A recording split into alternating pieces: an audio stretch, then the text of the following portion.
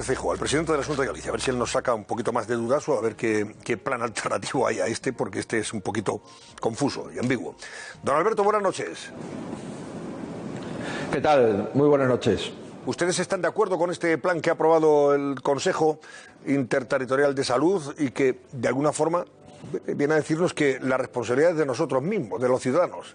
Porque ir podemos ir. Yo puedo ir a Galicia a verle a usted, pues yo soy una persona allegada a usted, por ejemplo. Dice, hombre, yo tengo mucho afecto con el señor Núñez Feijóo, pues me voy a Santiago, ¿verdad? ¿Y me van a impedir ir a verle a usted o qué? Pues he despachado hace un momento con el consejero de Sanidad, que me ha contado un poco las recomendaciones que el ministro ha comentado con los miembros del Consejo y que ha hecho públicas hace unos momentos. Bueno, en primer lugar, no es una norma, es una recomendación. Es una recomendación muy laxa, muy amplia, es una recomendación que cabe más de una interpretación y lo que usted traslada pues es una de las cuestiones claves, ¿no? Lo que es evidente es que, aunque sea innecesario recordarlo, estamos en una pandemia, no tenemos vacuna ni fármaco que inhiba esa enfermedad. Primera cuestión. Segunda, lo más seguro es, sin ninguna duda, tener una cena o una comida con las personas con las que convives. Sean 8, 9 o 10. Si tú convives en la misma casa, duermes, comes, cenas con un grupo de personas, eso es lo más seguro. Si uno quiere incrementar el riesgo, pues podría comer con otra unidad familiar, es decir, con otro grupo de personas que viven juntas. Y a partir de ahí, pues el riesgo se va incrementando de forma exponencial, ¿no?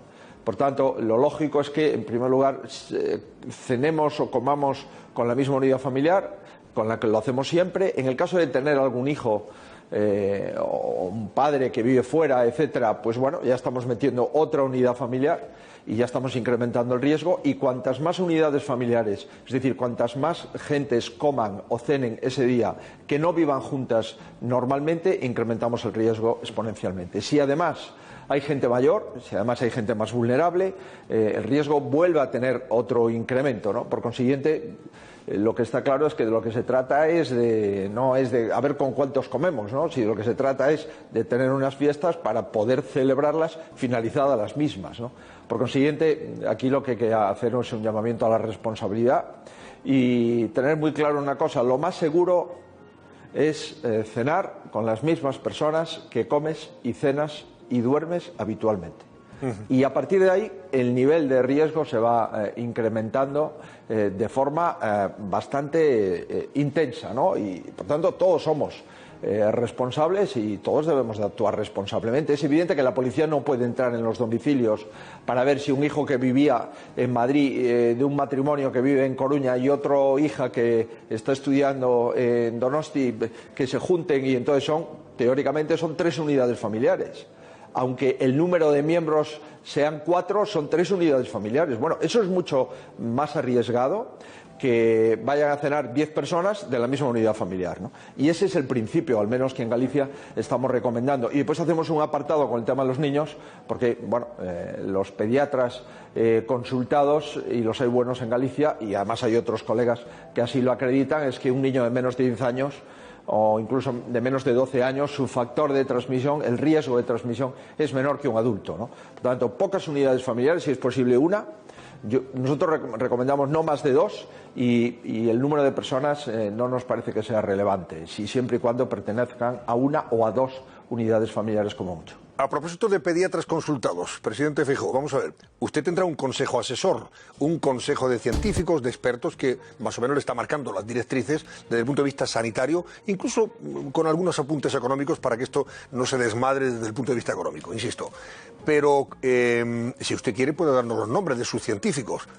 ¿Usted cree que el gobierno tiene un comité asesor, sinceramente? ¿Tiene un comité de expertos, como ha reiterado hasta la saciedad Sánchez, el ministro de Sanidad y otros ministros del gobierno? Mire, nosotros tenemos el mismo comité de expertos desde el mes de marzo hasta ahora, el mes de diciembre, el mismo. Y yo le puedo dar su nombre, por supuesto sus apellidos, el número de colegiado y las especialidades de cada uno de ellos y en los hospitales o en los centros de salud donde trabajan. Tenemos médicos especialistas, urgenciólogos, UCIstas, especialistas en enfermedades infecciosas, por supuesto microbiólogos, tenemos pediatras, también tenemos médicos de familia y enfermería, ¿no? Bueno, esto es lo lógico, pero insisto, esto es público y notorio. Es más, es que el Comité Clínico en Galicia hace declaraciones.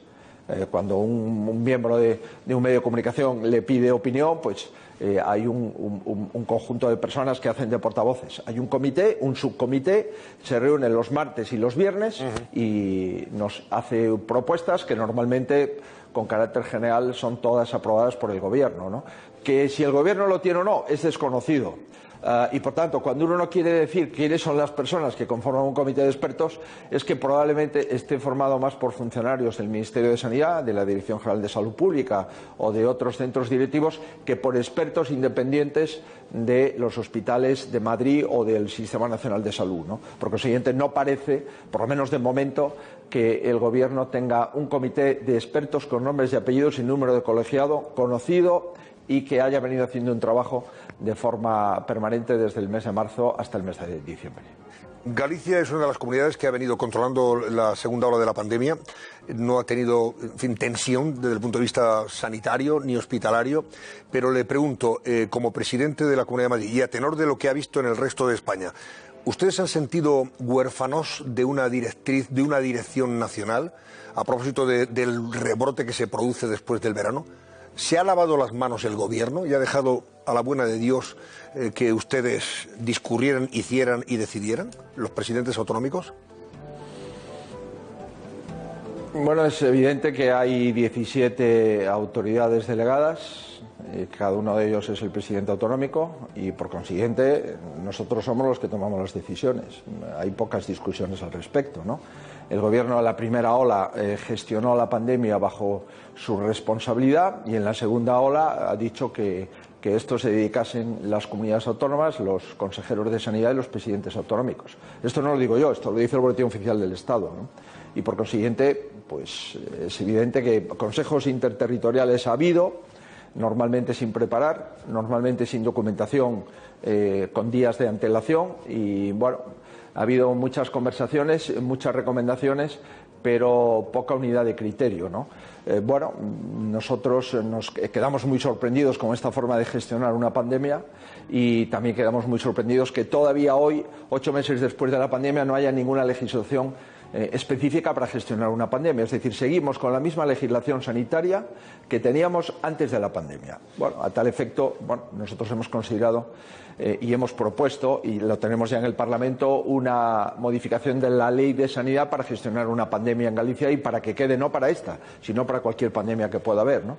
Tipificando las sanciones, concretando quiénes son los órganos competentes, concretando en qué supuestos un órgano competente puede actuar y puede decidir, dando seguridad jurídica y arropando las autoridades sanitarias para que puedan ejercer su labor. Por consiguiente, en España no hay ninguna legislación para gestionar la pandemia, más que un estado de alarma de 6 meses.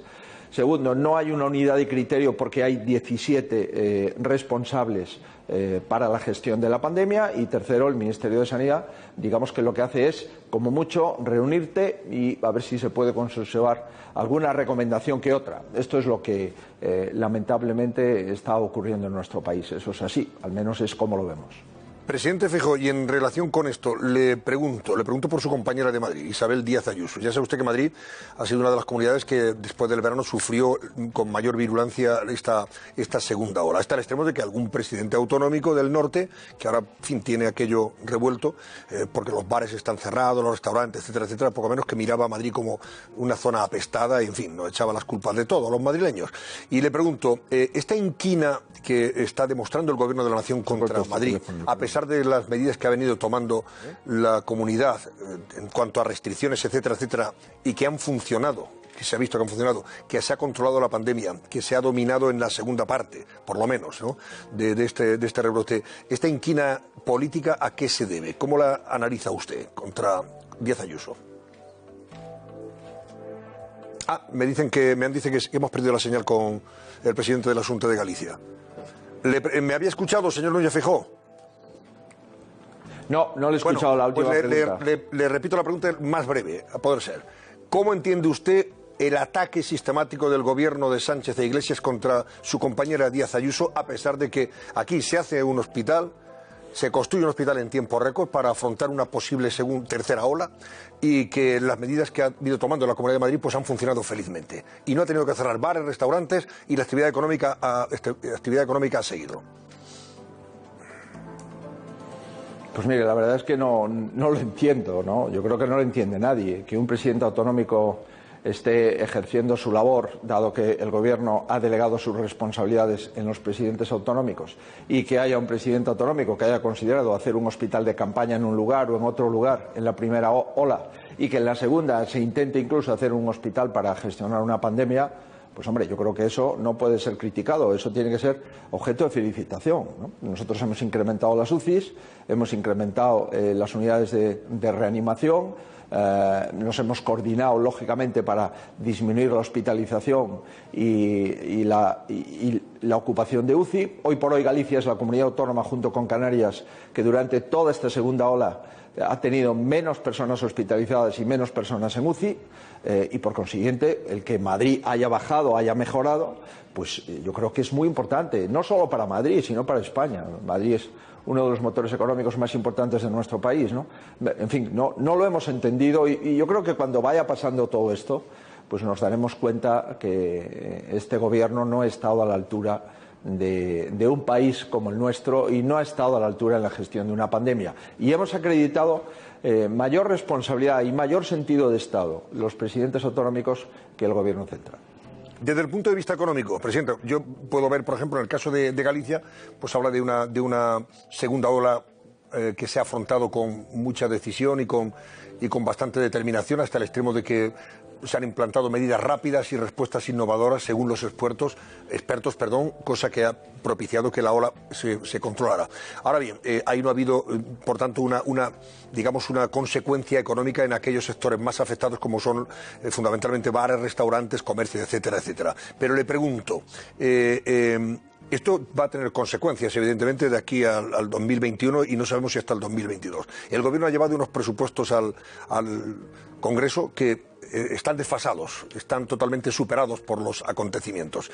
¿Qué análisis hace usted de esa situación económica a partir de ahora, teniendo en cuenta que ni los ingresos van a ser los que el Gobierno prevé y los gastos van a estar, en fin, desbordados, desaforados? Bien, nosotros hemos tomado decisiones, insisto, tener un comité clínico te da garantías desde el punto de vista sanitario, pero tienes que ser consecuente con las recomendaciones del comité clínico. Nuestro criterio fue anticiparnos. Cuando vimos que en la segunda quincena de octubre duplicamos el número de casos, pasamos de 4.500 a 10.000 personas infectadas, cerramos la hostelería. Bueno, esto es discutible, evidentemente. Hay comunidades autónomas que no la han cerrado.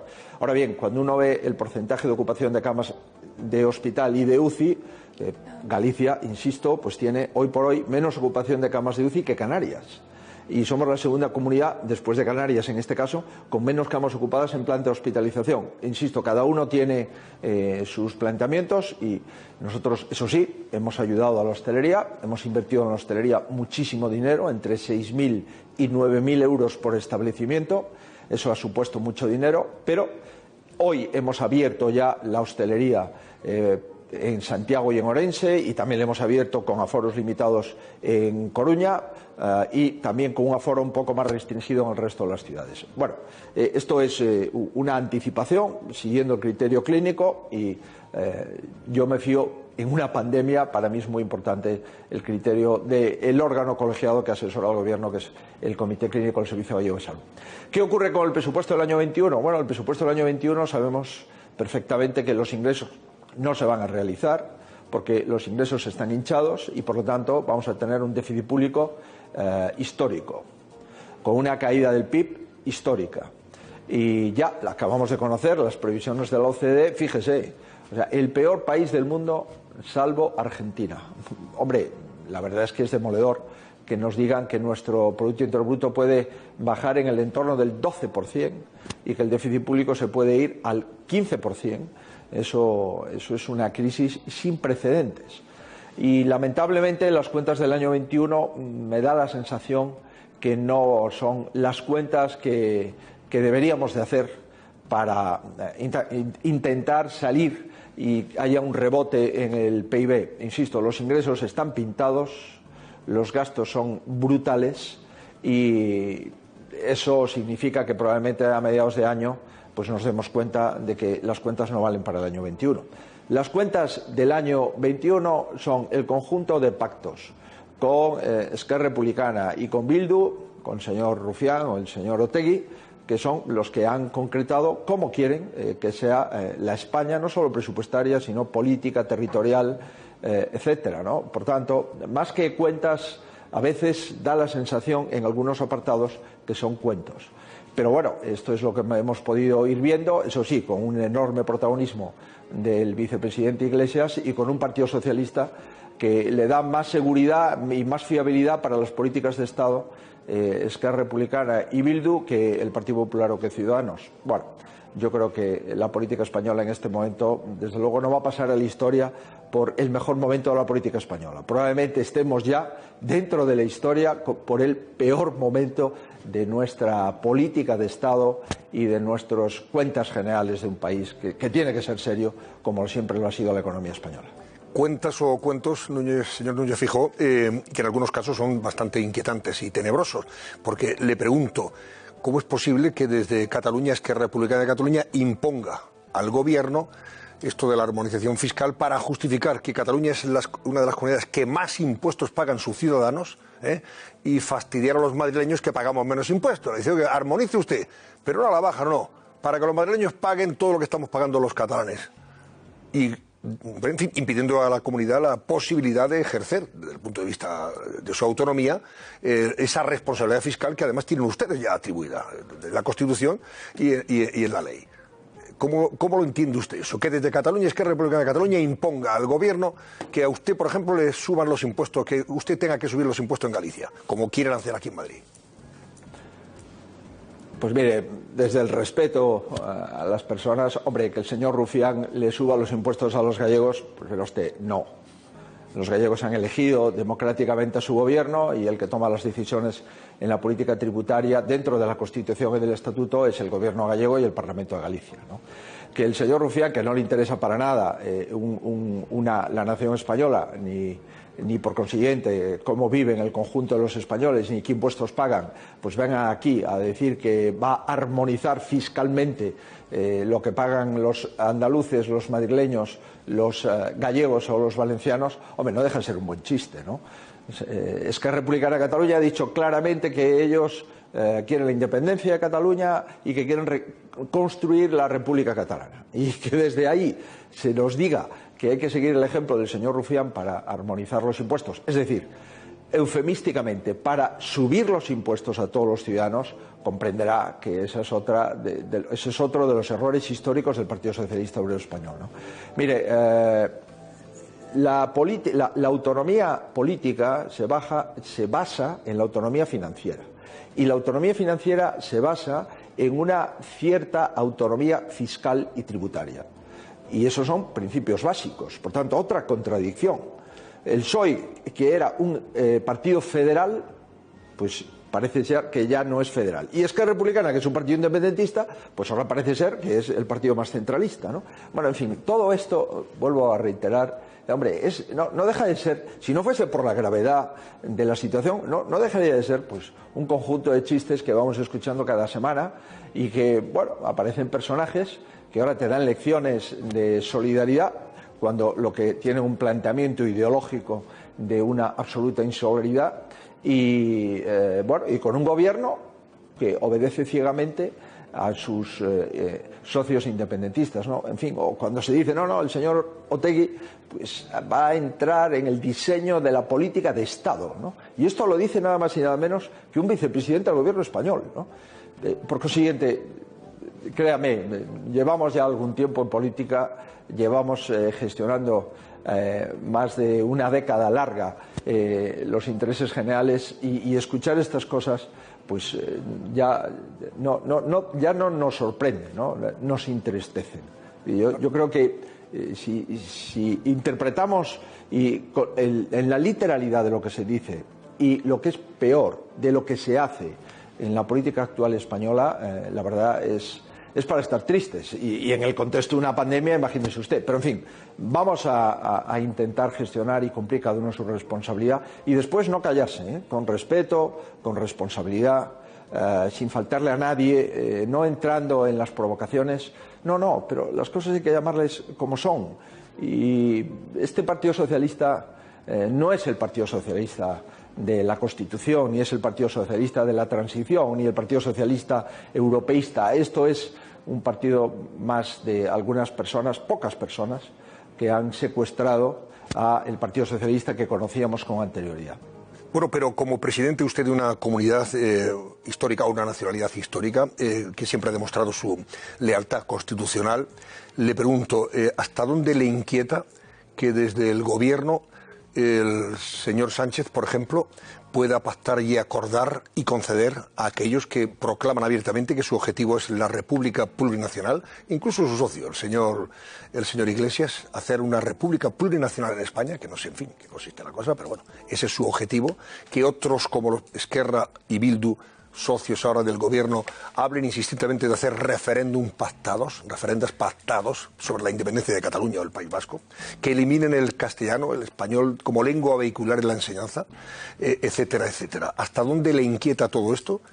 Y si cree que estos objetivos, al final, no sé, los van a conseguir estos señores a la vista de que parece que siguen un camino de rosas, ¿no? Pues mire, como ciudadano, por supuesto, me inquieta, ¿no? Y como político, pues me inquieta 3 veces más, porque me pregunto qué podemos hacer, ¿no?, en esta situación, ¿no? ¿Qué podemos hacer cuando el señor Otegi nos da clases de democracia y cuando el señor Rufián nos da clases de solidaridad? Y cuando el señor Iglesias, pues es el armadanzas de todas estas alianzas, y además cuando el presidente de mi gobierno, el presidente del gobierno español, pues es un actor secundario en todo este teatrillo en el que estamos sometidos, ¿no? Tenemos Constitución y tenemos Estado de Derecho y tenemos independencia del Poder Judicial. Esto es lo que nos queda. Y nos queda también ser miembros de la Unión Europea, ¿no? Entonces, todo este tipo de garantías y este tipo de redes de seguridad, pues digamos que no son menores, son muy importantes, ¿no? Y pues nos quedan las urnas, ¿no? Y cada uno, lógicamente, tiene que ir anotando qué ocurre y después actuar en consecuencia, ¿no? Nos queda también a todos aquellos que no queremos que España esté desgobernada de esta forma, nos queda una gran responsabilidad, ¿no? Que es que no podemos ir a unas elecciones desunidos, a unas elecciones divididos. Y yo creo que estas elecciones que hemos tenido recientemente en Galicia ha acreditado que todos aquellos gallegos que no querían que gobernase el nacionalismo con el socialismo, pues ha depositado su confianza en el Partido Popular de Galicia, y el Partido Popular de Galicia pues ha conseguido su 4ª mayoría, y en este caso incrementando en un diputado sobre las anteriores, ¿no? Este es el modelo. El modelo es todas las personas que no estén de acuerdo en que el independentismo decida la política de Estado, es decir, la desvertebración del Estado, y todos aquellos que no estén de acuerdo en que el Partido Socialista actúe como cómplice y como, digamos, actor secundario en este reparto de papeles, bueno, oiga, pues vayamos a las urnas cuando nos convoquen y actuemos en consecuencia. Y mientras tanto, tenemos la Constitución, insisto, tenemos los recursos de inconstitucionalidad, tenemos la independencia del Poder Judicial y tenemos también la Unión Europea, que le ha dicho al Gobierno, oiga, cuidado con manipular el Consejo General del Poder Judicial, cuidado con invocar el nombre de Europa diciendo que le obligamos a eliminar el delito de secesión, cuidado con presentar unas cuentas que los ingresos están hinchados, en fin, hay mucha soberanía cedida a la Unión Europea y yo creo que eso es una ventaja. Pero en todo caso, yo creo que cualquier persona de izquierdas que crea en su ideología, es decir, que sea una persona de izquierdas, pero que mantenga principios de solidaridad, principios de igualdad, principios de unidad territorial, en fin, la izquierda conocida hasta hace un par de años, cualquier persona de izquierdas también tiene que hablar y también tiene que levantar la mano y decir, oiga, yo no estoy de acuerdo. Si mañana mi partido, el Partido Popular, entra en una deriva en la que se empieza a cuestionar la unidad de la nación española, o se empieza a cuestionar el Estado de las autonomías, o se empieza a cuestionar nuestra presencia en Europa, oiga, mi responsabilidad, aun siendo miembro del Partido Popular, En el caso de que hiciese esto mi partido, mi responsabilidad es decir, yo no estoy de acuerdo. Y si todos cumplimos nuestra responsabilidad, bueno, España ha superado situaciones como esta, ¿no? Pero, en fin, no le oculto yo que en estos últimos 40 años de Constitución nunca hemos vivido una situación como esta desde el punto de vista político y territorial y, lamentablemente, para gestionar una pandemia no es bueno tener un gobierno que llegue a aprender. Y prueba de ello es que las cosas, si vamos a empatar por abajo con Argentina, espero que la OCDE se haya equivocado. Pero si no se ha equivocado la OCDE, comprenderá que estar en esta situación es la situación más bochornosa que ha pasado la economía española, al menos desde el euro. Eso sin duda, ¿no? Susana Ollero le pregunta también.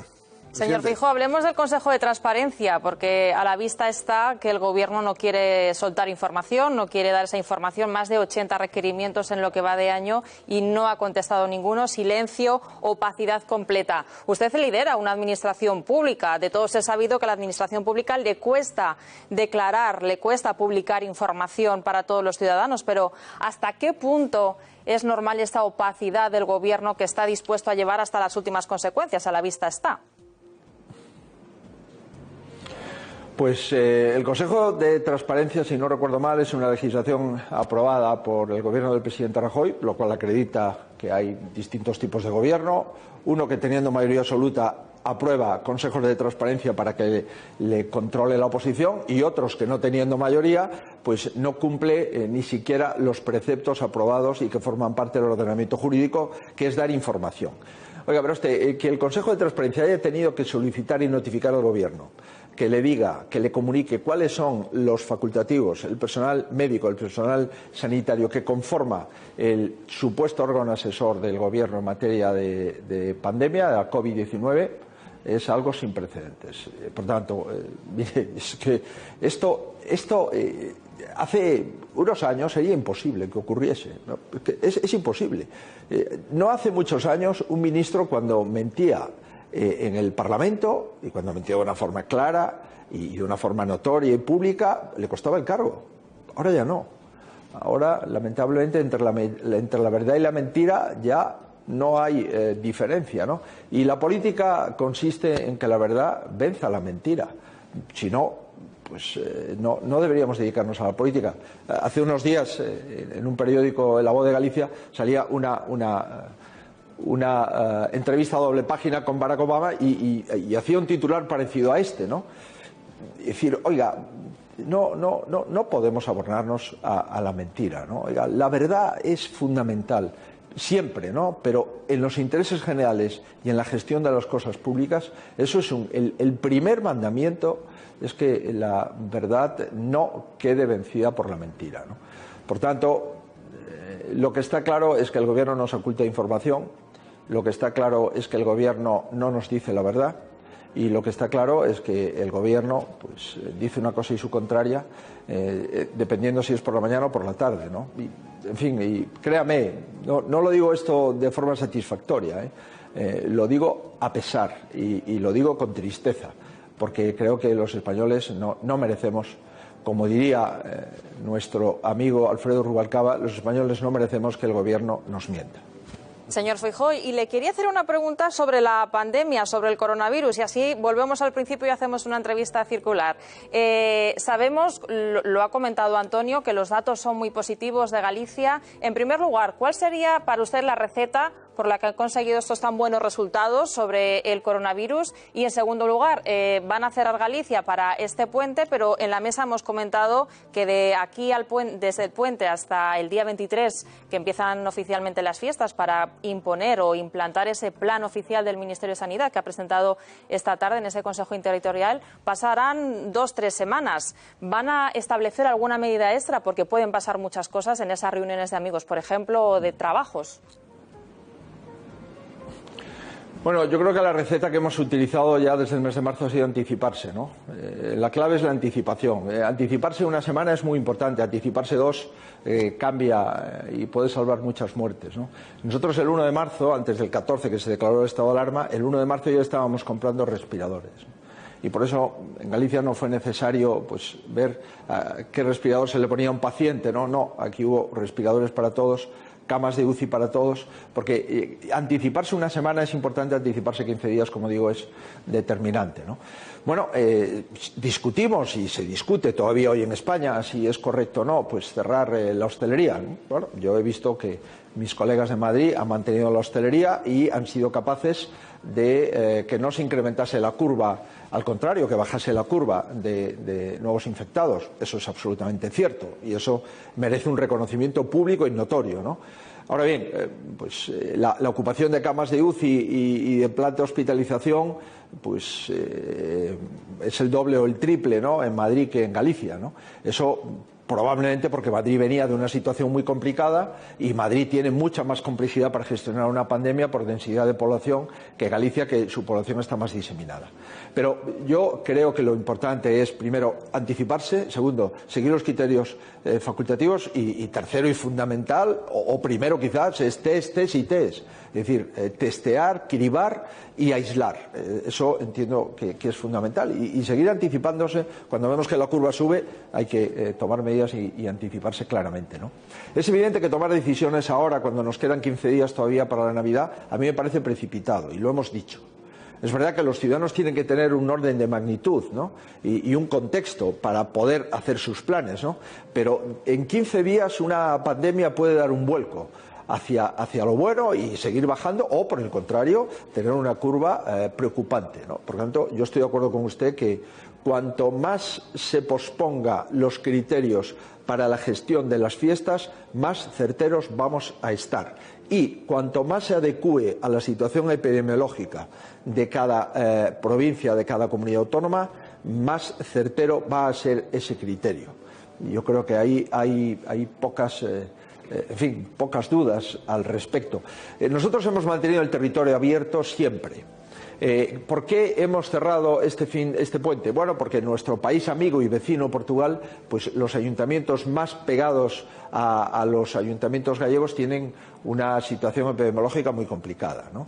Y por tanto le decimos a los gallegos que no se vayan de puente hasta el día 8 pues a Portugal. Aquí se va mucho a Portugal, pues que no vayan de puente y que no vuelvan otra vez, porque el riesgo epidemiológico es alto.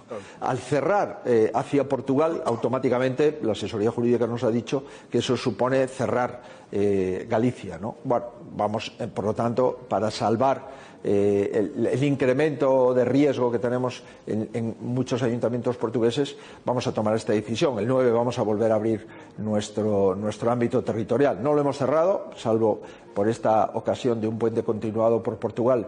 Pero, bueno, yo reitero, el criterio que los epidemiólogos, que los microbiólogos, que los UCIstas, los urgenciólogos, los responsables de enfermedades infecciosas nos han dicho, y están en lo cierto, es que no es tanto el número de personas como las personas que convivan de forma continuada en la misma casa. No hay riesgo, lógicamente, en el caso de que comamos con las personas que comemos habitualmente, ya sean 6, 8 o 10.